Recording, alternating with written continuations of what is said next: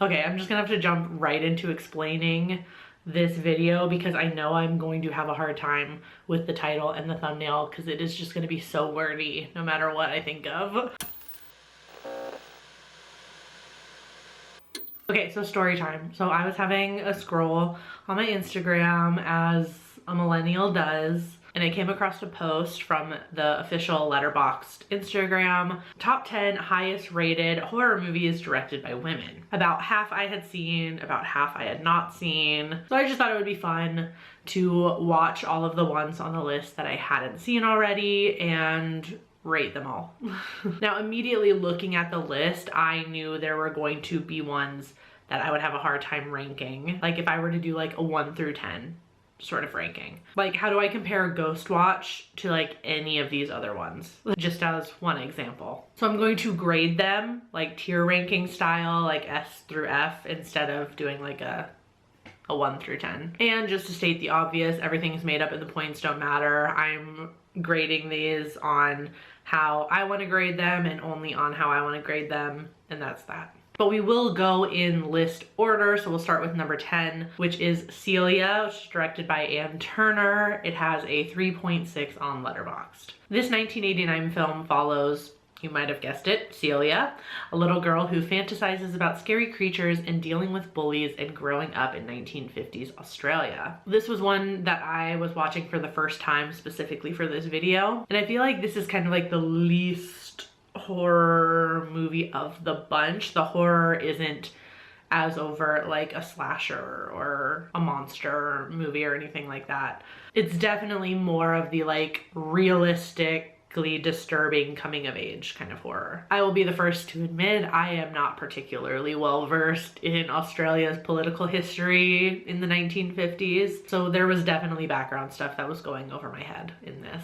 But I think being able to relate to a little girl who struggles to make friends after the loss of a beloved family member is fairly easy to relate to. And it was disturbing. I definitely won't get over the bunny branding scene or the zoo scene. Like, I cried big fat tears. But I also really loved the surprising good for her moments throughout. I don't know that this is one that I'll watch again anytime soon. Like I said, it is pretty sad and disturbing. It's not exactly like a feel-good movie, but overall I thought it was a good movie. I feel like I'm gonna have a hard time rating any of these particularly low. I think I'm gonna go with a C for this one. C for Celia. Only because this one isn't like an overtly horror film. It's more of a drama than anything, I'd say. Number 9 on the list is Your Monster, which just came out this year. It's directed by Caroline Lindy and has a 3.5 on Letterboxd. And as I was making this list, I realized some of the ratings may have slightly changed since they posted this list. Anyways, the movie follows Laura, an aspiring Broadway actor who gets dumped by her playwright boyfriend while recovering from cancer. When she's finally discharged from the hospital and goes home, she discovers a monster has been living in her house. This was so fun. I loved the chemistry between Laura and the monster. I loved the costumes. I loved the music. It was whimsical, and then it got unhinged and disturbing, and I loved all of that. And to see that Melissa Barrera sang that final number, girl, is there anything she can't fucking do? Like, if I didn't think she wasn't a national treasure before, this movie would have definitely got me there. I loved the use of the monster as a representative for Laura's own self-worth and not just as a love interest. And I feel like you could read this movie like he's just a figment of her imagination. I don't think that would be too far of a stretch. There is something about like Broadway, New York stories that always feel very cozy to me.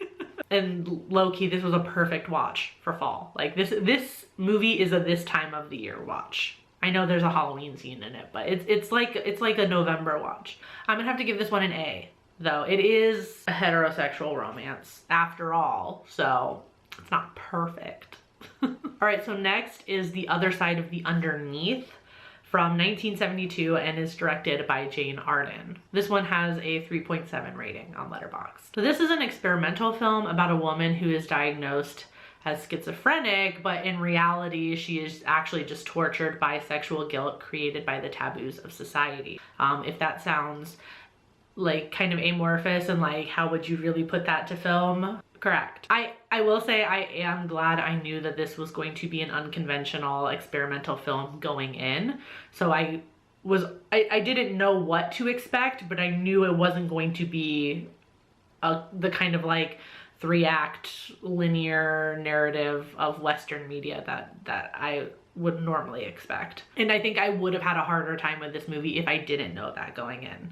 I can appreciate what was being done in this movie, and it's definitely a standout from this entire list. Like, there's not another film on this list that's like this one. There's no doubt about that. It was just really hard for me to get through. This particular experimental format was just not for me. It was really hard for me to follow. And truth be told, like, maybe I just need to be in the right headspace to watch this movie. And I would be open to giving it another try later on after some space. But for now, this one was just not for me. I do respect what Arden was going for in this movie though, so I'm gonna give it a D. I don't think it would be fair to put it at like the worst ranking.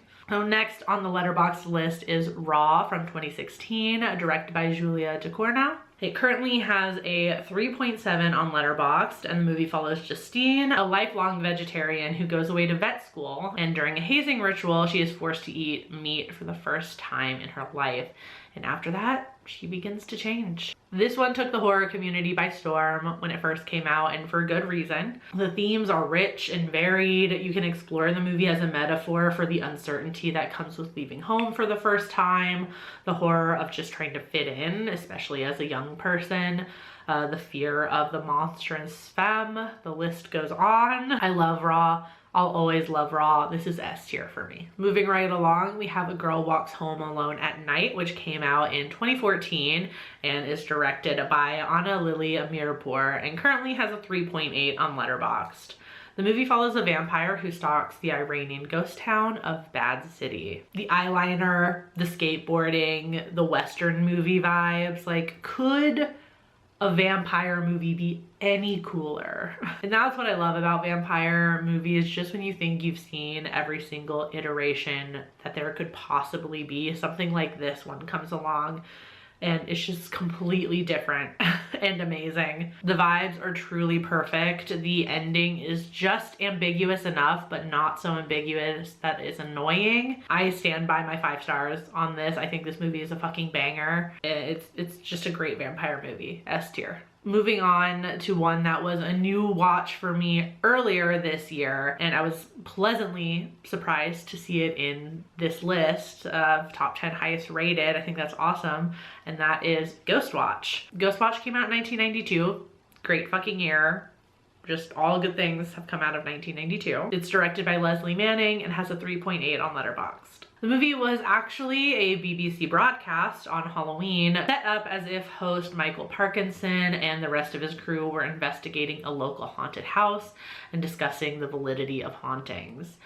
As you can imagine, the crew gets more than they bargained for while investigating the house. The analog vibes make this feel so real. I was right there along with 1992 audiences being terrified by how real this feels. The simplicity of it is what sells the story for me. Like, too many flourishes and I can start to logic out most things, but they pared it back so expertly that it just got under my skin and stayed there. Like, I was legit scared watching this movie in the year of our Lord Chapel Roan 2024. Like, I would be remiss if I didn't put this on the S tier simply for the fact of how badly it scared me and for how successfully it caused a stir with audiences when it aired. Next up is Helter Skelter from 2012.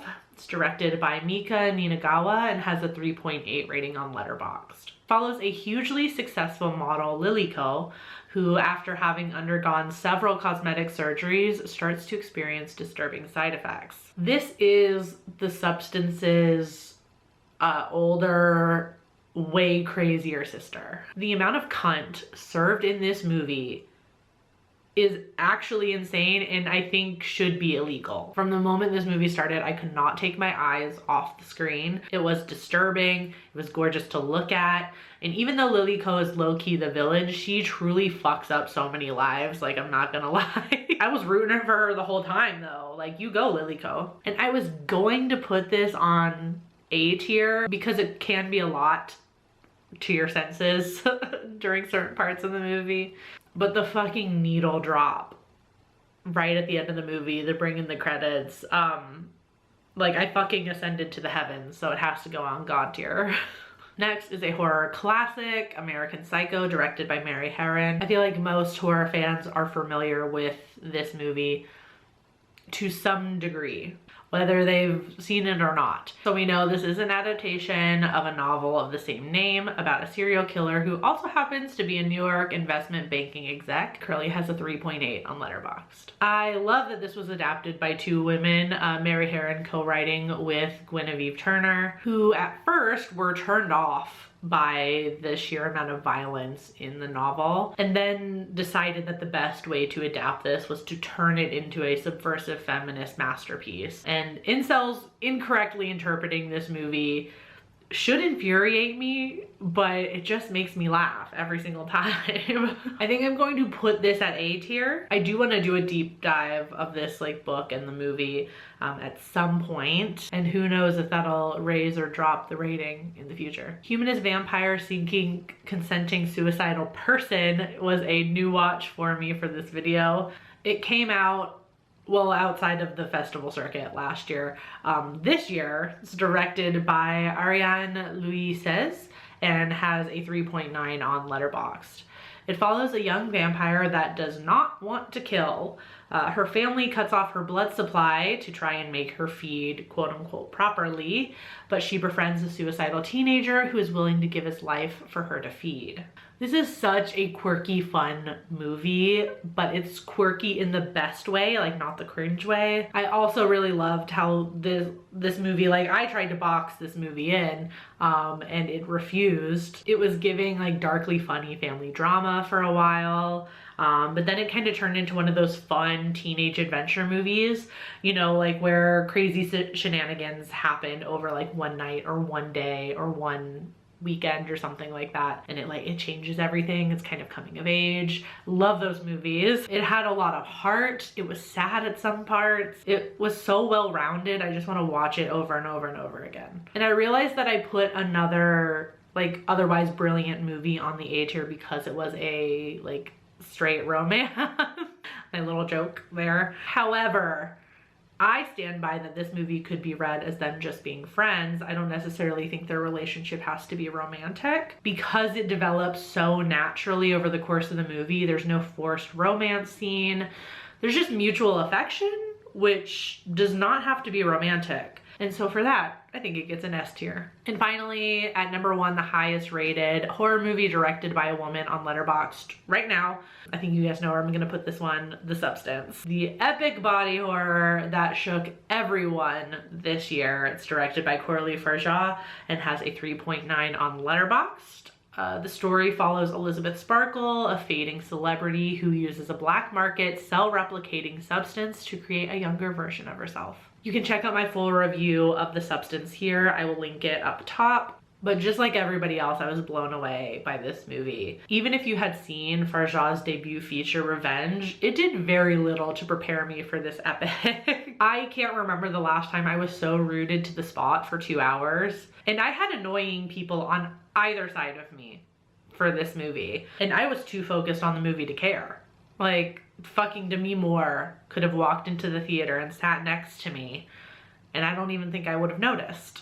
It's S tier, you already knew. All right, so obviously this was just a fun way to rank these movies and talk about these movies. All of them brought something completely different to the table, and it just makes me want to consume more media that's not made by men. And through doing this, I got introduced to some new films, some new favorites now, and for that, I'm extremely grateful. I watched some really great movies doing this, every single one, even the ones I didn't really like as much. I'm happy to now have watched them. If you've seen all of these, awesome for you. Let me know in the comments how you would rank them. If there are any that you haven't seen, maybe consider checking them out. I would recommend any of these. I hope you enjoyed this video. I will see you later this week with another kind of Letterboxd themed video. Until then, stay strange. Bye.